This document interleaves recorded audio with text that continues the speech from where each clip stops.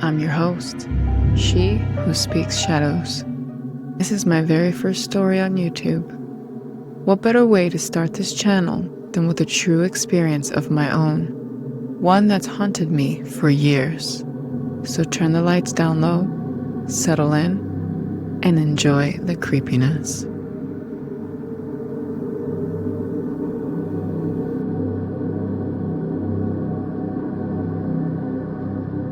When I was 15 years old, a new horror movie had just come out, Paranormal Activity.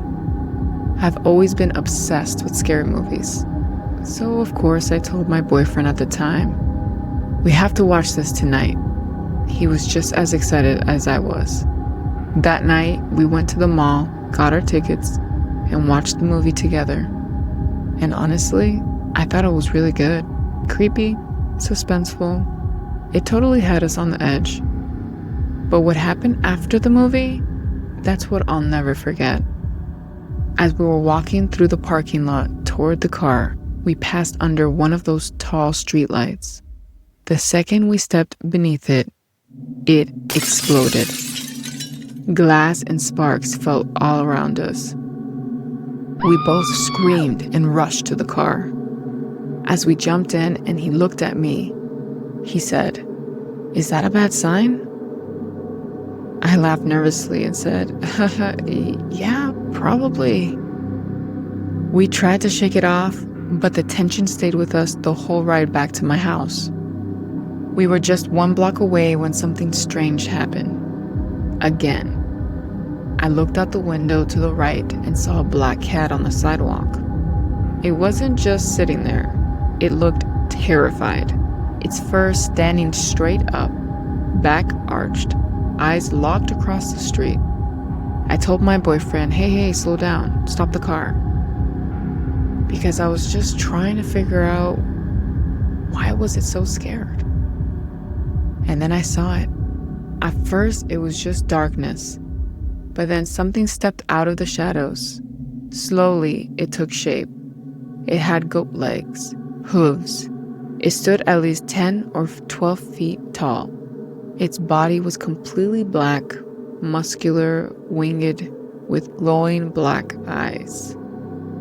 It looked exactly like how the devil is portrayed in movies, and it was staring straight at me. I mean, his face looked like a beast. It was so scary. I couldn't move. I couldn't breathe. I was frozen. Then it spread its wings. They sliced through the air and through the plants behind it, cutting them clean off. The sound was sharp, violent. That's when the black cat bolted in the opposite direction, and I whispered to my boyfriend, "Let's do what the cat just did. Let's get the hell out of here." We sped back to my house. We didn't sleep that night. Neither of us said much. We just couldn't stop thinking about what we saw. Nothing followed us. Nothing else happened. But I never saw that creature again. And I hope I never do.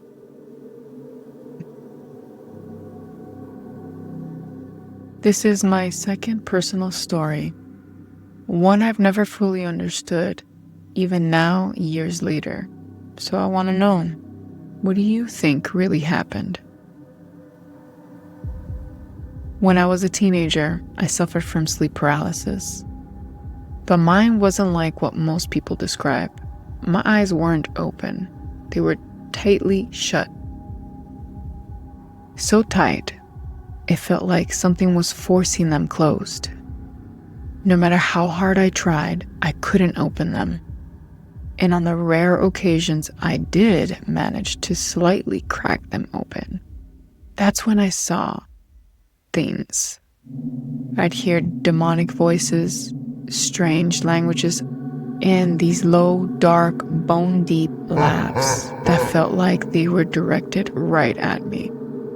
It happened over and over again throughout my teenage years. One night, I had a friend sleep over. And before bed, I got that feeling. The one that told me it was going to happen again. So I told her I wanted to try something.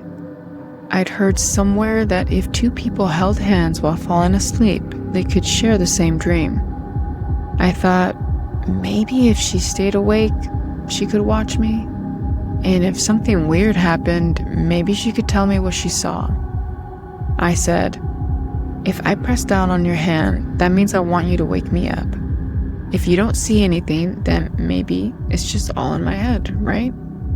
So she agreed. As soon as I started drifting off, I knew it was happening. The paralysis crept in. I was frozen. And then I felt her stand up. She got on top of me and she started talking. It was her voice, my friend's voice. Light, playful, familiar. She leaned over and whispered, "Oh, you don't recognize me? I'm your friend." Then she laughed, but it changed. Suddenly it wasn't her laugh anymore. It turned deep, demonic, vibrating in my chest, mocking. Still, I clung to the idea that this might be a dream, that I was making it all up in my head. Then she leaned down right into my ear and began speaking rapidly in a different language. I couldn't understand it, but it sounded like Latin, fast, sharp, violent. My ear started to burn. Heat seared down my neck. Goosebumps spread like wildfire across my body. And then she laughed again, but this time it was my friend's real laugh, the one I'd heard 100 times before, and that terrified me more than anything. I reached for her hand, but it wasn't there. Nothing. I started talking to myself inside my head, trying to calm down. Maybe you're still holding her hand. Maybe she was never on top of you. Maybe this isn't real. I focused on my breath, on the weird sensation I always get, that wave of goosebumps that comes and goes during paralysis. And then something bizarre happened. She started moving backwards. Everything she'd done, standing up, getting on top of me, whispering, it all started rewinding, like the scene was being played in reverse.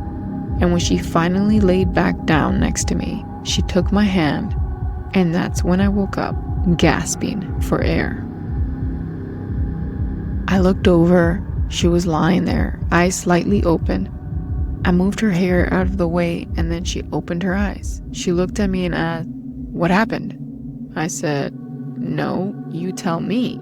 You were supposed to be awake." And she hesitated, then said, "Right. I don't really remember much.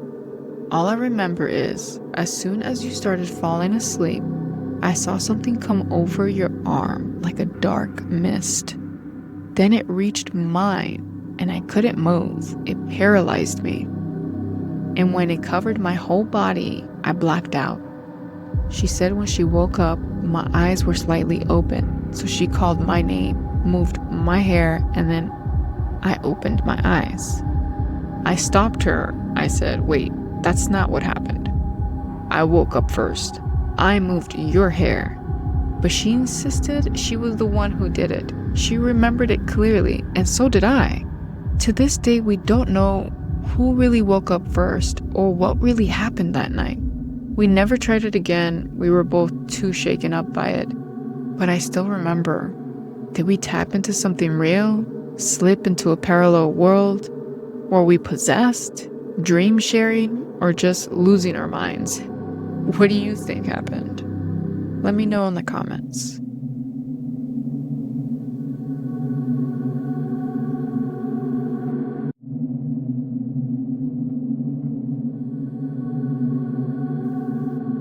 It was a sleepover at my best friend's house. Her name isn't really Vanessa, but that's what I'll call her. We decided our game for the night would be to stay up until morning. No sleeping, we actually did it. By the time 8 a.m. rolled around, we were completely drained. We finally laid down on her bed, and the second our heads hit the pillows, we were out. While I slept, I kept drifting in and out, almost waking, and every time I stirred, I found myself putting my leg over Vanessa. I wasn't doing it to be close. I was doing it because she was levitating. It sounds unreal, but in that moment it felt completely real. like my body knew I had to weigh her down and keep her from floating up. Then out of nowhere, she screamed from the top of her lungs.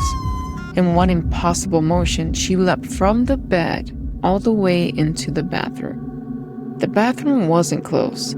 She moved like something primal had taken over, a survival instinct I'd never seen before. Groggy, half asleep, my body heavy from staying up all night. I managed to mumble, "What happened?" or "What's wrong?" And then exactly the same way she jumped to the bathroom, she leapt back from the bathroom into the bed, curled up against me and hugged me, trembling with fear. I asked again what was wrong.